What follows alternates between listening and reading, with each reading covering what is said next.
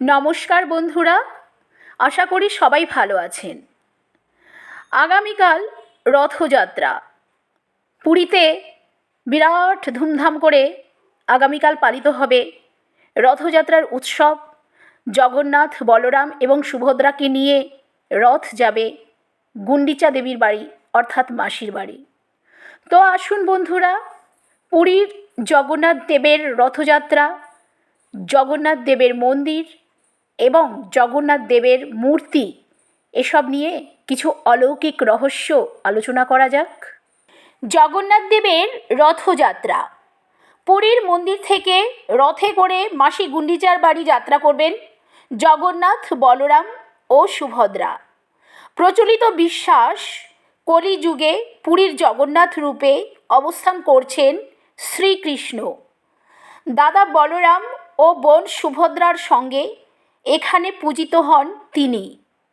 দেশের সবথেকে প্রসিদ্ধ তীর্থক্ষেত্রগুলির মধ্যে অন্যতম হল পুরীর জগন্নাথ মন্দির। এটি বিষ্ণুর 4 ধামের মধ্যে অন্যতম। রথযাত্রার আগে জেনে নেওয়া যাক পুরীর জগন্নাথ মন্দিরের কয়েকটি রহস্যের কথা। প্রথম ঘটনা যেটা আমি আলোচনা করব সেটা হলো পুরীর মন্দিরের কোনো দিক দিয়েই কোনো ছায়া মাটি স্পর্শ করে না। পুরীর মন্দিরের ছায়া পড়ে না। দিনের যে সময়ই হোক না কেন, সূর্য আকাশে যে অবস্থানেই থাকুক না কেন, জগন্নাথ মন্দিরের ছায়া মাটিতে পড়ে না। কোন প্রযুক্তিতে তৈরি হওয়ার ফলে এই সুউচ্চ মন্দিরের ছায়া মাটিতে পড়ে না তা আজও বিস্ময়। মন্দিরটি প্রায় 45 তলা উঁচু, কিন্তু তার যে কোনো রকম ছায়া কোনো অবস্থান থেকেই মাটিতে স্পর্শ করে না, এটা এক বিরাট রহস্য। এই রহস্যের কিনারা করা আজও সম্ভব হয়নি। জগন্নাথ মন্দিরের শীর্ষে যে পতাকা ওড়ে তা সব সময় হাওয়ার উল্টো দিকেই ওড়ে। 1800 বছরের পুরনো প্রথা মেনে প্রতিদিন মন্দিরের এক সেবায়েত মন্দিরের চূড়ায় উঠে ওই পতাকা পরিবর্তন করে দেন। বলা হয়ে থাকে একদিনের জন্য এই প্রথায় বাধা এলে 18 বছর মন্দির বন্ধ রাখতে হবে।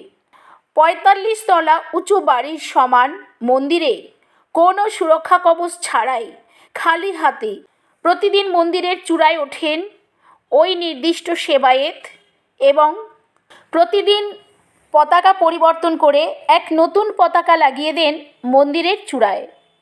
আর আশ্চর্যের বিষয় হলো সেই পতাকাটি কিন্তু যেদিক থেকে হাওয়া বয় সেই দিকে প্রবাহিত হয়। আমরা জানি যে কোনো জিনিস যখন ওড়ে তখন যেদিক থেকে হাওয়া আসে তার উল্টো দিকে ওড়ে, অর্থাৎ হাওয়ার বেগে ওড়ে। কিন্তু মন্দিরের পতাকাটি তার সম্পূর্ণ বিপরীত কার্যই করে।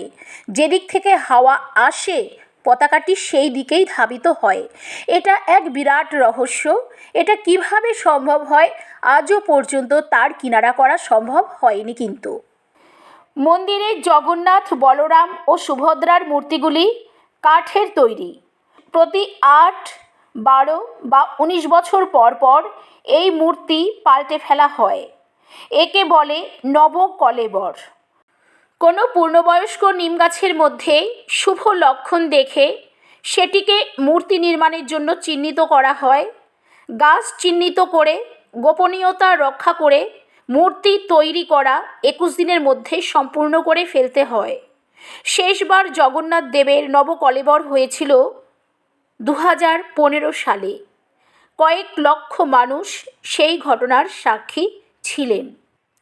জগন্নাথের রথের রশি একবার ছুঁতে কেন আকুল ভক্তরা?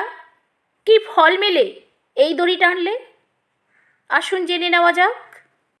কথিত আছে ভগবান জগন্নাথ স্বয়ং রথের মধ্যে বিরাজ করেন তার ছোট বোন সুভদ্রা এবং বড় ভাই বলভদ্র বা বলরামকে নিয়ে। এছাড়াও ভক্তদের বিশ্বাস অনুযায়ী ওই রথে রথযাত্রার সময় এসে উপবেশন করেন তেত্রিশ কোটি দেবদেবীরা। ওই রথযাত্রার সময় যদি রথ এবং রথের রশিকে স্পর্শ করা যায় তাহলে ওই ৩৩ কোটি দেবতাকে স্পর্শ করার সৌভাগ্য মেলে। তাই ভক্তরা একবার রথকে বা রথের রশিকে ছুঁয়ে দেখতে চান। ওখানকার এক সেবায়েতের কথা অনুযায়ী রথের রশি টানলে পরে মানুষের সারা জীবনের পাপ ধুয়ে যায় আর স্বর্গ লাভ হয়। এছাড়া রথের রশি টানলে পরে নাকি পুনর্জন্মের হাত থেকেও রক্ষা পাওয়া যায়। মানুষের জন্ম একবার নেওয়াই তো পরম সৌভাগ্যের। সেই জন্মেই তো মানুষ স্বর্গ লাভ করে, নরক লাভ করে তাদের নিজের নিজের কর্ম অনুযায়ী। ভালো কাজ করলে স্বর্গ লাভ হবে আর খারাপ কাজ করলে নরকবাস হবে। তো একবার মানুষের জন্ম নিয়ে যে কর্মফল সে ভোগ করেছে, যে দুঃখ যাতনা সে সহ্য করেছে, আবার পুনর্জন্ম নিয়ে সেই দুঃখ যাতনা সইতে মানুষের কোনো রকম আগ্রহই থাকে না। সেই দুঃখ যন্ত্রণার হাত থেকে নিজেদেরকে রক্ষা করার জন্য যাতে আর পুনর্জন্ম না হয় তাই রথের রশি টানতে তারা আগ্রহী হয়ে পড়ে। শুধুমাত্র পুরীর রথে নয় বন্ধুরা, মাহেশের রথ এছাড়া আরও বিভিন্ন অঞ্চলে যে সমস্ত প্রসিদ্ধ রথ বা রথযাত্রা উৎসব আছে সব জায়গাতেই কিন্তু ভক্তরা রথের রশি ধরবার আগ্রহ প্রকাশ করে। শুধুমাত্র বড় বড় নামকরা রথেই নয় বন্ধুরা, বিভিন্ন পাড়ায় পাড়ায় বাচ্চারা যে সাধারণ রথ চালায়, ছোট ছোট সাধারণ রথ, সেই রথের রশিও কিন্তু যারা ভক্তজন, যাদের মনে এই বিশ্বাস আছে যে রথের রশি স্পর্শ করলে তার সমস্ত পাপ ধুয়ে যাবে, সেই ছোট ছোট শিশুদের হাত থেকে সেই রথের রশি কিন্তু একবার তারা স্পর্শ করেন, একবার টান মারেন রথে এবং ওই শিশুকে নানা রকম উপহার দিয়ে আশীর্বাদ করেন। তো বন্ধুরা, দেখা যাচ্ছে রথের রশি রথের মতনই মহত্বপূর্ণ।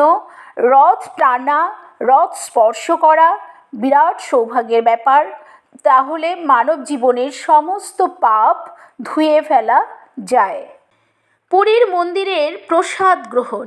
পুরীর মন্দিরের মহাপ্রসাদ, দিনে 5 বার মহাপ্রসাদ দেওয়া হয়ে থাকে প্রভু জগন্নাথ দেবকে। এর মধ্যে থাকে 56 রকমের ভোগ। একে 2টি ভাগে ভাগ করা হয়, একটি সুখিলা, অন্যটি শানখুন্ডি। সুখিলাতে থাকে নানা রকমের শুকনো মিষ্টি এবং শানখুন্ডিতে থাকে ভাত, ডাল, পোলাও এবং অন্যান্য রান্নাবান্না করা খাবার। মহাপ্রসাদ প্রস্তুত প্রণালী কিভাবে করা হয় আসুন একবার জেনে নেই। জগন্নাথ দেবের জন্য মহাপ্রসাদ তৈরির যে পদ্ধতি সেটিও খুবই আশ্চর্যজনক। মন্দিরের কয়েক হাজার সেবায়েত মিলে প্রতিদিন এই মহাপ্রসাদ প্রস্তুত করেন। 7টি মাটির পাত্রকে একটির উপর আর একটি চাপিয়ে রান্না হয়। আগুন দেওয়া হয় একদম নিচে, কিন্তু সবার উপর যে পাত্র থাকে তার মধ্যের অন্ন সবার আগে সেদ্ধ হয়ে যায়। এইভাবে পরপর হতে থাকে। কিভাবে এটি সম্ভব আপনারাই ভেবে দেখুন বন্ধুরা। এ কি অলৌকিক ব্যাপার নয়? এ কি আশ্চর্যের ব্যাপার নয়? বলুন বন্ধুরা, এটা কিভাবে সম্ভব? আজও কিন্তু এই প্রশ্নের উত্তর সঠিকভাবে কেউ দিতে পারেনি। প্রতি বছর লক্ষ লক্ষ পুণ্যার্থী পুরীর জগন্নাথ মন্দিরে দর্শন করতে আসেন। আর রথযাত্রা বা অন্য কোনো বিশেষ দিনে এই সংখ্যাটা আরও অনেক গুণ বেড়ে যায়। কিন্তু প্রতিদিন মন্দিরে এক পরিমাণ খাবার রান্না করা হয়, কিন্তু কখনো কোনো দিন জগন্নাথ মন্দিরের প্রসাদ না বেশি হয়েছে না কম হয়েছে। ঠিক সব ভক্তরা তৃপ্তি করে প্রতিদিন প্রসাদ পান। এটা কি এক বিরাট আশ্চর্যের ব্যাপার নয়? পুরীর কাছেই অবস্থিত পুরীর জগন্নাথ মন্দির, কিন্তু আশ্চর্যের বিষয় হলো এই মন্দিরের ভিতরে সমুদ্রের গর্জন শোনা যায় না। একবার এই মন্দিরের ভিতরে ঢুকে পড়লে আর সমুদ্রের গর্জন শুনতে পাবেন না কেউ। প্রচলিত বিশ্বাস অনুসারে সমুদ্রের গর্জনে সুভদ্রার বিশ্রাম ভঙ্গ হতো, তাই তার অনুরোধেই দাদা জগন্নাথ মন্দিরের ভেতরে সমুদ্রের গর্জন প্রবেশ করবে না বলে জানিয়ে দিন এবং সমুদ্র দেবতাকে ডেকে অনুরোধ করেন যেন কোনো অবস্থাতেই তার গর্জন মন্দিরের ভেতর প্রবেশ না করতে পারি। পুরীর মন্দিরের উপর দিয়ে কোনো পাখি, কিচড় কোনো কিছুই ওড়ে না বলে কথিত আছে। মন্দিরের উপর দিয়ে কোনো পাখি ওড়ে না বা মন্দিরের সামনে কোনো গাছের ডালেও পাখি বসে না, মন্দিরের উপর দিয়ে বিমান ওড়ে না, আর মন্দিরের গায়ে কখনোই কোনো পাখিকে বসতে দেখা যায় না। এর কোনো যুক্তিসঙ্গত ব্যাখ্যা আজও পাওয়া যায়নি। মন্দিরের শীর্ষে প্রায় 1 টন ওজনের একটি চাকা রয়েছে। আশ্চর্যের বিষয় হলো, আপনি পুরীর যে কোনো উঁচু স্থান থেকে চক্রটির দিকে তাকালে সবসময়ই মনে হবে যে চাকাটি আপনার দিকেই মুখ করে রয়েছে। আর দ্বাদশ শতকে নির্মিত এই মন্দিরে অত ওপরে এরকম একটা ভারী চাকা কিভাবে তুলে স্থাপন করা হলো তা নিয়েও রয়েছে নানা রহস্যের বাতাবরণ। সমুদ্র তীরবর্তী যে কোনো এলাকাতেই সাধারণত দিনের বেলা সমুদ্র থেকে পাড়ের দিকে হাওয়া বয় এবং রাতে পাড়ের দিক থেকে সমুদ্রের দিকে হাওয়া বয়, কিন্তু পুরীতে এর উল্টোটাই ঘটে। পুরীতে দিনের বেলা পাড় থেকে সমুদ্রের দিকে হাওয়া বয় এবং রাতে সমুদ্র থেকে পাড়ের দিকে হাওয়া বয়। তো বন্ধুরা, এরকমই নানা রহস্যে ভরা নানা রকম কিংবদন্তি ছড়িয়ে আছে পুরীর জগন্নাথ মন্দিরকে কেন্দ্র করে এবং জগন্নাথের মূর্তিকে কেন্দ্র করে। সেসব নিয়ে আবার কোনো দিন আলোচনা করা যাবে। আজ তাহলে আসি। এতক্ষণ ধরে আমার সাথে ছিলেন এর জন্যে আপনাদের অনেক অনেক ধন্যবাদ বন্ধুরা। সবাই ভালো থাকবেন, সুস্থ থাকবেন এই কামনাই করি। ধন্যবাদ বন্ধুরা।